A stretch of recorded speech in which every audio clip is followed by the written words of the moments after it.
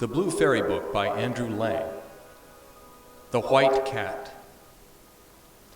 Once upon a time, there was a king who had 3 sons who were all so clever and brave that he began to be afraid that they would want to reign over the kingdom before he was dead. Now the king, though he felt that he was growing old, did not at all wish to give up the government of his kingdom while he could still manage it very well. So he thought the best way to live in peace would be to divert the minds of his sons by promises which he could always get out of when the time came for keeping them. So he sent for them all, and after speaking to them kindly, he added, "You will quite agree with me, my dear children, that my great age makes it impossible for me to look after my affairs of state as carefully as I once did. I begin to fear that this may affect the welfare of my subjects. Therefore I wish that one of you should succeed to my crown. But in return for such a gift as this, it is only right that you should do something for me. Now, as I think of retiring into the country, it seems to me that a pretty lively, faithful little dog would be very good company for me. So without any regard for your ages, I promise that the one who brings me the most beautiful little dog shall succeed me at once." The 3 princes were greatly surprised by their father's sudden fancy for a little dog. But as it gave the 2 younger ones a chance they would not otherwise have had of being king, and as the eldest was too polite to make any objection, they accepted the commission with pleasure. They bade farewell to the king, who gave them presents of silver and precious stones, and appointed to meet them at the same hour, in the same place, after a year had passed, to see the little dogs they had brought for him. Then they went together to a castle which was about a league from the city, accompanied by all their particular friends, to whom they gave a grand banquet, and the 3 brothers promised to be friends always, to share whatever good fortune befell them, and not to be parted by any envy or jealousy.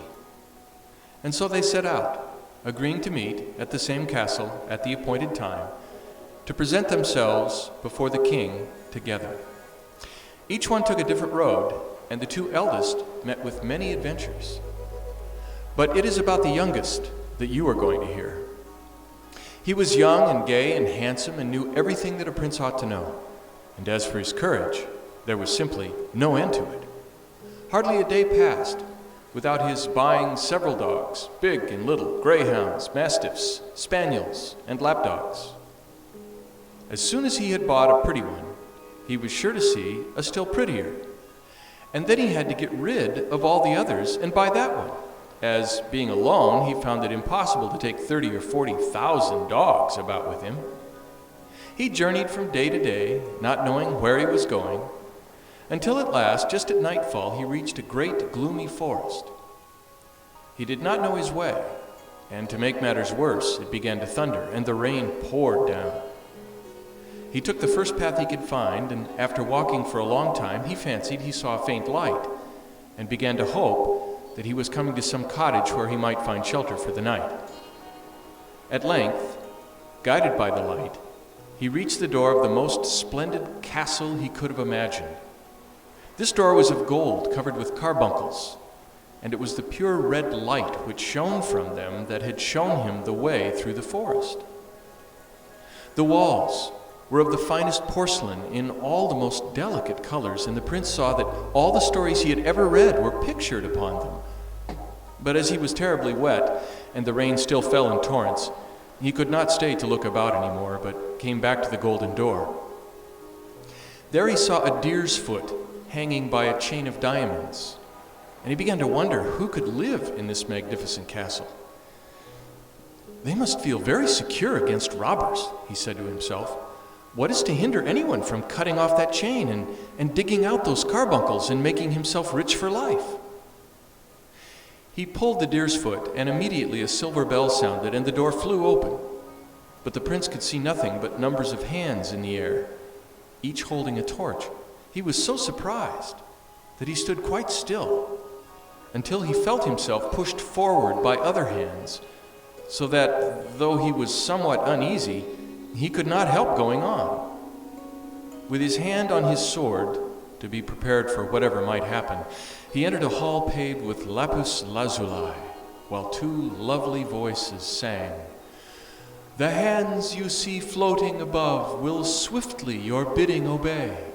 If your heart dreads not conquering love, in this place you may fearlessly stay.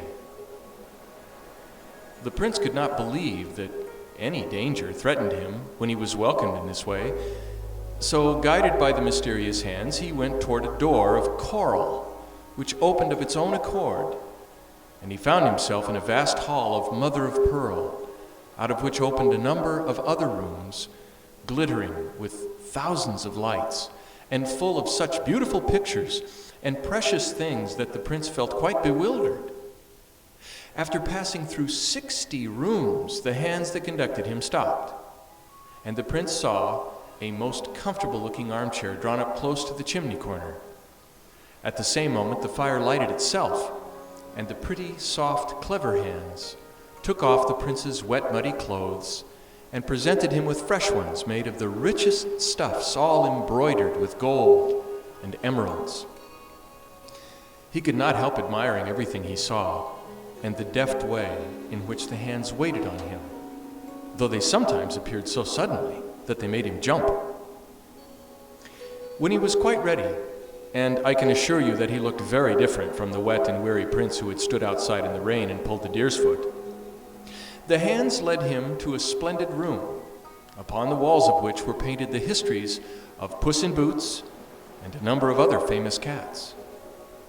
The table was laid for supper with 2 golden plates and golden spoons and forks, and the sideboard was covered with dishes and glasses of crystal set with precious stones. The prince was wondering who the second place could be for, when suddenly in came about a dozen cats, carrying guitars and rolls of music, who took their places at one end of the room, and under the direction of a cat who beat time with a roll of paper, began to mew in every imaginable key, and to draw their claws across the strings of the guitars, making the strangest kind of music that could be heard. The prince hastily stopped up his ears, but even then, the sight of these comical musicians sent him into fits of laughter. What funny thing shall I see next? He said to himself, and instantly the door opened, and in came a tiny figure covered by a long black veil. It was conducted by 2 cats wearing black mantles and carrying swords, and a large party of cats followed, who brought in cages full of rats and mice. The prince was so much astonished that he thought he must be dreaming. But the little figure came up to him and threw back its veil, and he saw that it was the loveliest little white cat it is possible to imagine. She looked very young and very sad, and in a sweet little voice that went straight to his heart, she said to the prince, "King's son, you are welcome. The Queen of the Cats is glad to see you." "Lady Cat," replied the prince, "I thank you for receiving me so kindly, but surely you are no ordinary pussycat. Indeed, the way you speak and the magnificence of your castle proves it plainly." "King's son," said the white cat, "I beg you to spare me these compliments, for I am not used to them. But now," she added, "let supper be served, and let the musicians be silent, as the prince does not understand what they are saying." So the mysterious hands began to bring in the supper, and first they put on the table 2 dishes, one containing stewed pigeons, and the other a fricassee of fat mice. The sight of the latter made the prince feel as if he could not enjoy his supper at all. But the white cat, seeing this, assured him that the dishes intended for him were prepared in a separate kitchen, and he might be quite certain that they contained neither rats nor mice. And the prince felt so sure that she would not deceive him, that he had no more hesitation in beginning. Presently he noticed that on the little paw that was next him, the white cat wore a bracelet containing a portrait, and he begged to be allowed to look at it. To his surprise, he found it represented an extremely handsome young man who was so like himself that it might have been his own portrait. The white cat sighed as he looked at it and seemed sadder than ever. and the prince dared not ask any questions for fear of displeasing her. So he began to talk about other things, and found that she was interested in all the subjects he cared for himself, and seemed to know quite well what was going on in the world.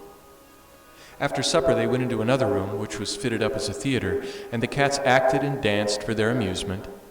And then the white cat said good night to him, and the hands conducted him into a room he had not seen before, hung with tapestry, worked with butterflies' wings of every color. There were mirrors that reached from the ceiling to the floor, and a little white bed with curtains of gauze tied up with ribbons. The prince went to the bed in silence, as he did not quite know how to begin a conversation with the hands that waited on him. And in the morning he was awakened by a noise and confusion outside of his window, and the hands came and quickly dressed him in his hunting costume. When he looked out, all the cats were assembled in the courtyard, some leading greyhounds, some blowing horns, for the white cat was going out hunting.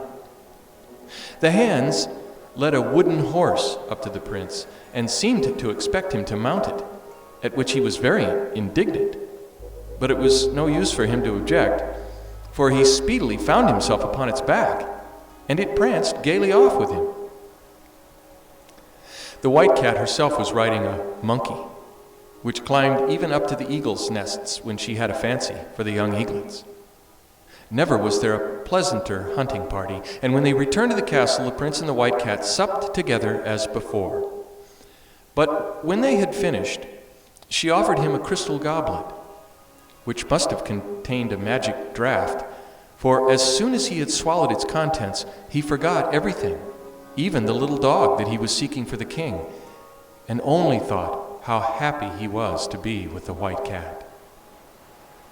And so the days passed in every kind of amusement until the year was nearly gone. The prince had forgotten all about meeting his brothers. He did not even know what country he belonged to.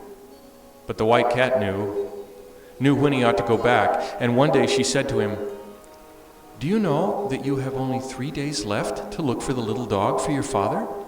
And your brothers have found lovely ones?" Then the prince suddenly recovered his memory, and he cried, "What can have made me forget such an important thing? My whole fortune depends upon it. And even if I could in such a short time find a dog pretty enough to gain me a kingdom, where should I find a horse who would carry me all that way in 3 days?" And he began to be very vexed. But the white cat said to him, "King's son, do not trouble yourself. I am your friend, and will make everything easy for you. You can still stay here for a day, as the good wooden horse can take you to your country in 12 hours. "I thank you, beautiful cat," said the prince, "but what good will it do me to get back if I have not a dog to take to my father?" "See here," answered the white cat, holding up an acorn. "There is a prettier one in this than in the dog star." "Oh, white cat, dear," said the prince, "how unkind you are to laugh at me now." "Only listen," she said, holding the acorn to his ear, and inside it he distinctly heard a tiny voice say, "Wow, wow." Oh, the prince was delighted, for a dog that can be shut up in an acorn must be very small indeed. He wanted to take it out and look at it, but the white cat said it would be better not to open the acorn till he was before the king, in case the tiny dog should be cold on the journey. He thanked her 1,000 times and said goodbye quite sadly when the time came for him to set out. "The days have passed so quickly with you," he said. "I only wish I could take you with me now." But the white cat shook her head and sighed deeply in answer. After all, the prince was the first to arrive at the castle, where he had agreed to meet his brothers. But they came soon after, and stared in amazement when they saw the wooden horse in the courtyard jumping like a hunter. The prince met them joyfully, and they began to tell him all their adventures, but he managed to hide from them what he had been doing, and even led them to think that a turnspit dog which he had with him was the one he was bringing for the king. Fond as they all were of one another, the two eldest could not help being glad to think that their dog certainly had a better chance. The next morning they started in the same chariot, The elder brothers carried in baskets 2 such tiny, fragile dogs that they hardly dared to touch them. As for the turnspit, he ran after the chariot and got so covered with mud that one could hardly see what he was like at all. When they reached the palace, everyone crowded round to welcome them as they went into the king's great hall. And when the 2 brothers presented their little dogs, nobody could decide which was the prettier. They were already arranging between themselves to share the kingdom equally, when the youngest stepped forward, drawing from his pocket the acorn the white cat had given him. He opened it quickly, and there, upon a white cushion, they saw a dog so small that it could easily have been put through a ring. The prince laid it upon the ground, and it got up at once and began to dance. The king did not know what to say, for it was impossible that anything could be prettier than this little creature. Nevertheless, as he was in no hurry to part with his crown, he told his sons that, as they had been so successful the first time, he would ask them to go once again, and seek by land and sea for a piece of muslin so fine that it could be drawn through the eye of a needle.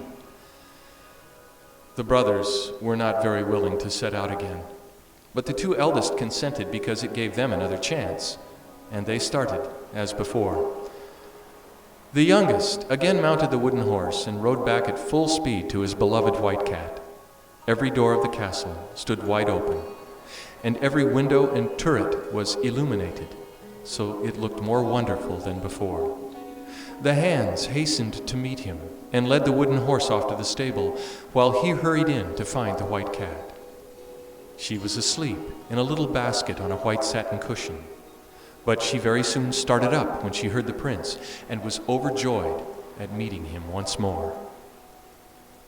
"How could I hope that you would come back to me, king's son?" she said. And then he stroked and petted her and told her of his successful journey and how he had come back to ask her help, as he believed that it was impossible to find what the king demanded. The white cat looked serious and said she must think what was to be done, but that, luckily, there were some cats in the castle who could spin very well, and if anybody could manage it, they could, and she would set them the task herself. And then the hands appeared, carrying torches, and conducted the prince and the white cat to a long gallery which overlooked the river, from the windows of which they saw a magnificent display of fireworks of all sorts. After which they had supper, which the prince liked even better than the fireworks, for it was very late, and he was hungry after his long ride. And so the days passed quickly as before. It was impossible to feel dull with the white cat, and she had quite a talent for inventing new amusements. Indeed, she was cleverer than a cat has any right to be. But when the prince asked her how it was that she was so wise, she only said, "King's son, do not ask me. Guess what you please.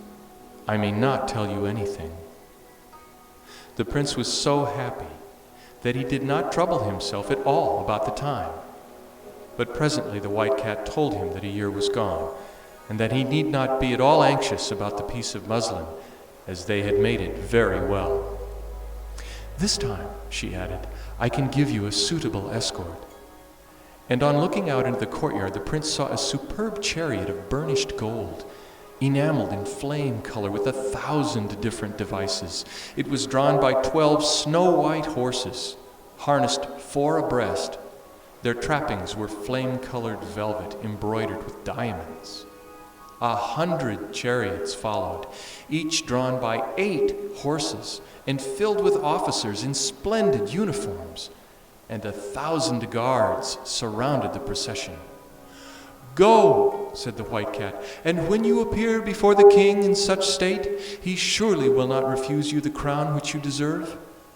Take this walnut, but do not open it until you are before him. Then you will find in it the piece of stuff you asked me for."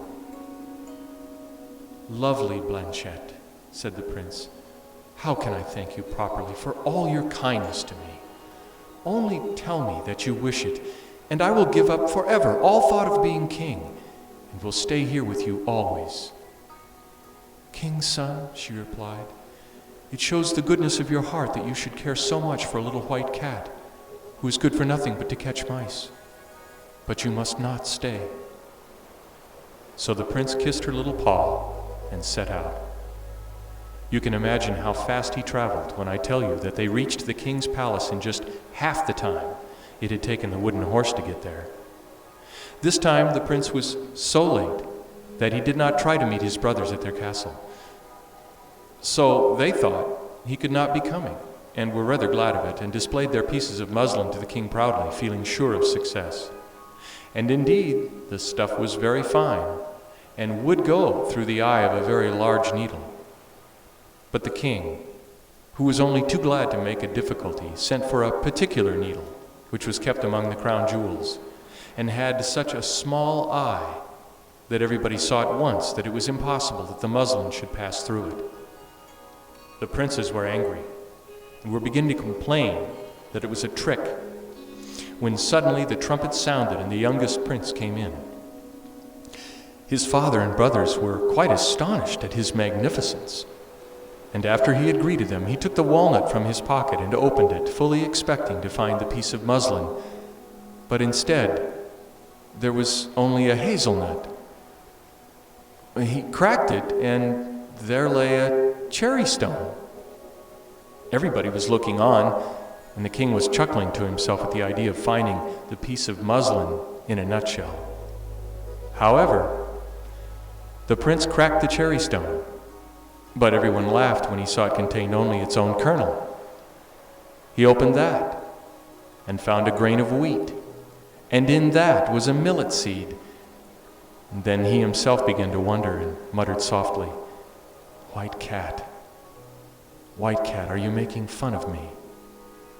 In an instant he felt a cat's claw give his hand quite a sharp scratch, and hoping that it was meant as an encouragement, he opened the millet seed and drew out of it a piece of muslin 400 ells long, woven with the loveliest colors and most wonderful patterns. And when the needle was brought, it went through the eye 6 times with the greatest of ease. The king turned pale, and the other princes stood silent and sorrowful, for nobody could deny that this was the most marvelous piece of muslin that was to be found in the world.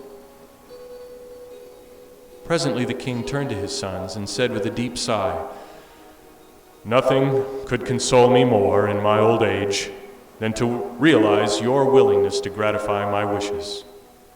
Go then, once more, and whoever at the end of a year can bring back the loveliest princess shall be married to her, and shall without further delay receive the crown, for my successor must certainly be married." The prince considered that he had earned the kingdom fairly twice over, but still he was too well-bred to argue about it.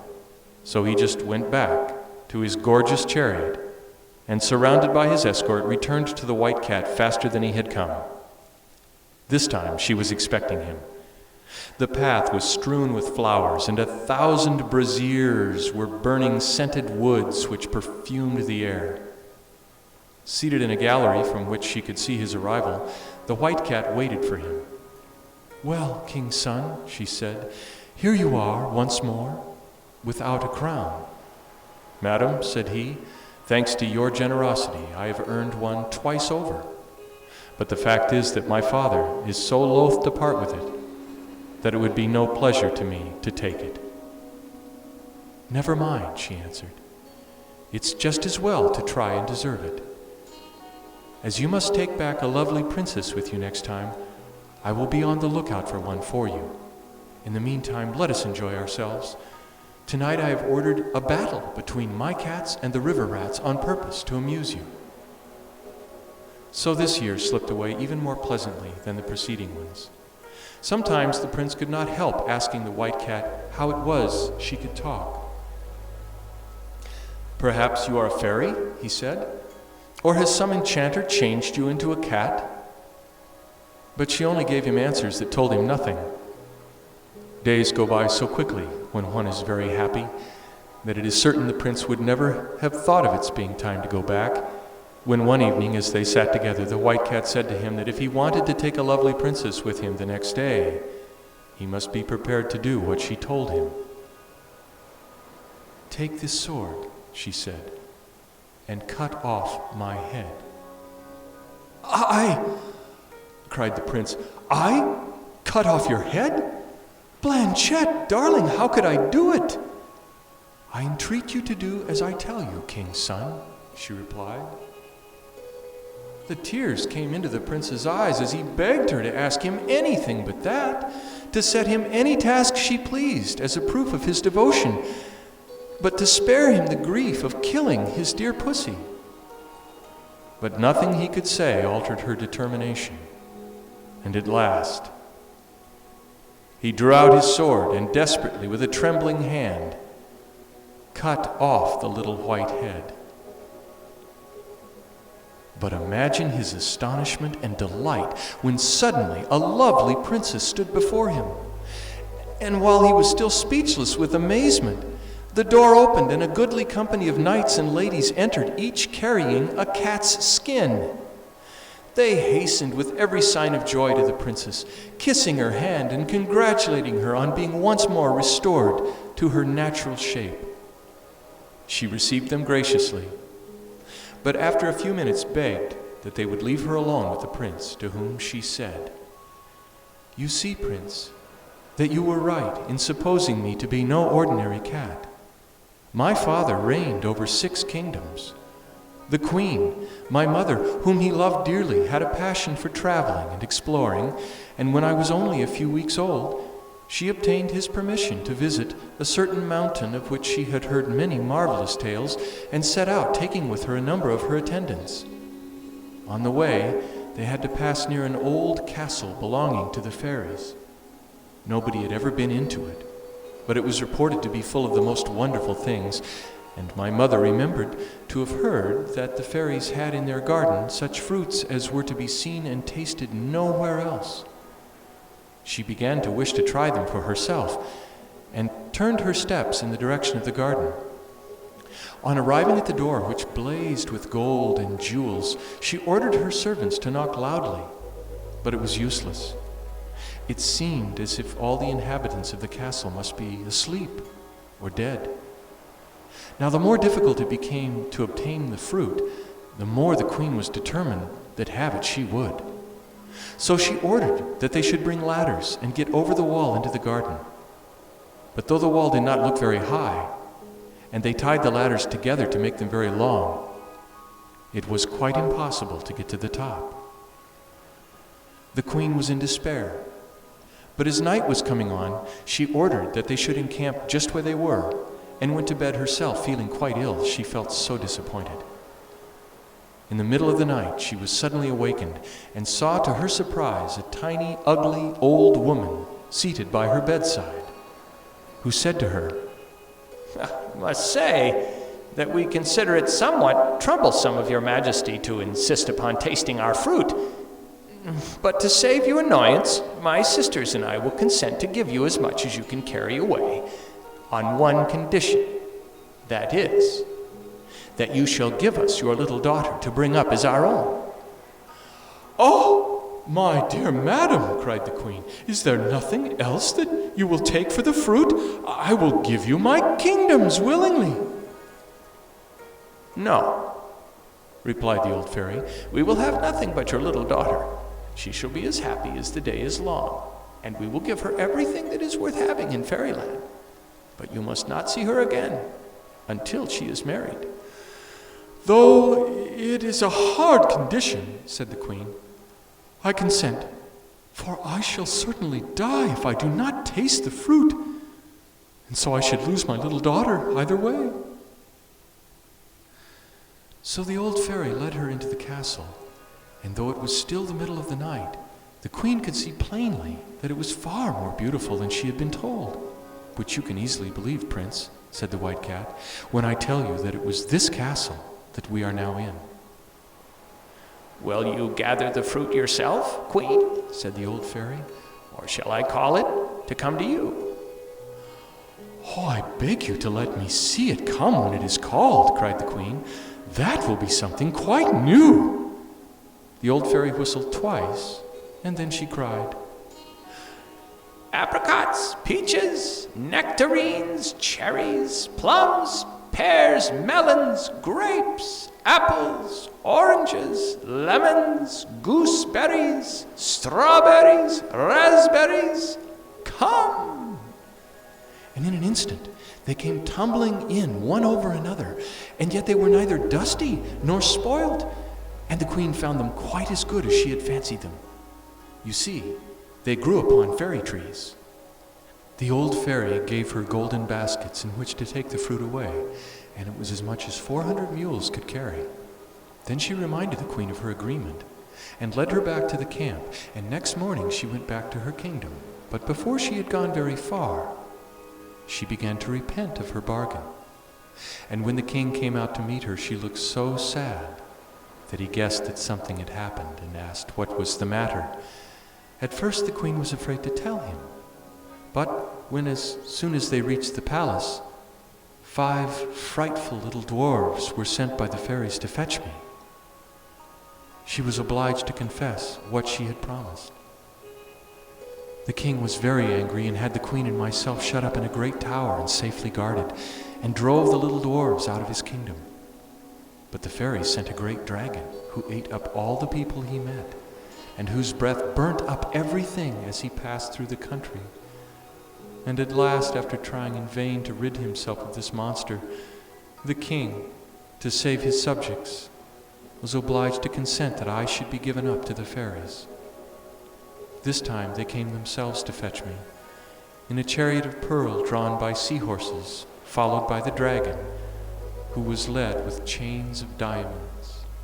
My cradle was placed between the old fairies, who loaded me with caresses, and away we whirled through the air to a tower which they had built on purpose for me.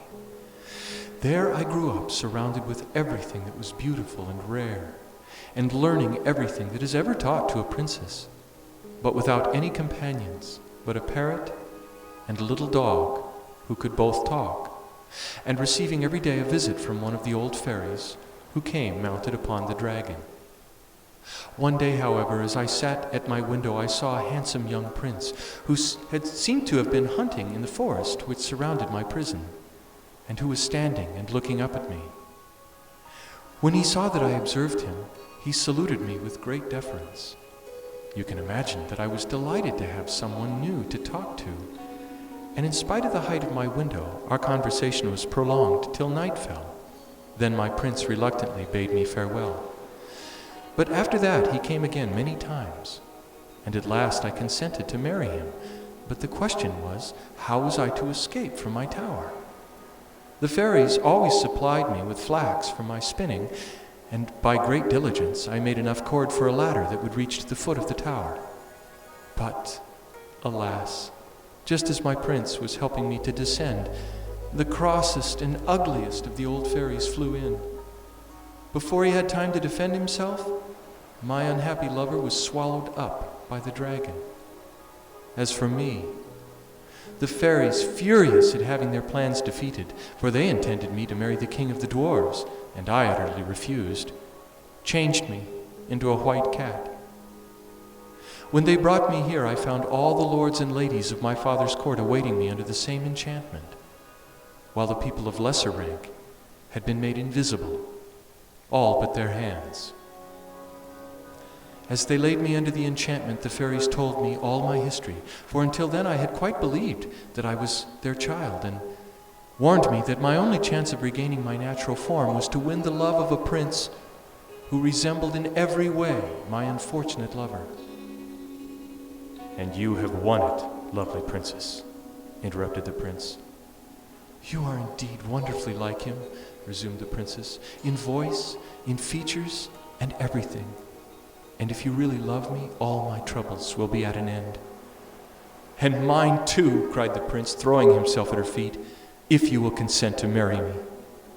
"I love you already better than anyone in the world," she said. "But now it is time to go back to your father, and we shall hear what he says about it." So the prince gave her his hand and led her out, and they mounted the chariot together. It was even more splendid than before, and so was the whole company. Even the horses' shoes were of rubies with diamond nails, and I suppose that is the first time such a thing was ever seen. As the princess was as kind and clever as she was beautiful, you may imagine what a delightful journey the prince found it, for everything the princess said seemed to him quite charming. When they came near the castle where the brothers were to meet, the princess got into a chair carried by 4 of the guards. It was hewn out of one splendid crystal and had silken curtains, which she drew round her that she might not be seen. The prince saw his brothers walking upon the terrace, each with a lovely princess, and they came to meet him, asking if he had also found a wife. He said that he had found something much rarer, a white cat, at which they laughed very much and asked him if he was afraid of being eaten up by mice in the palace. And then they set out together for the town.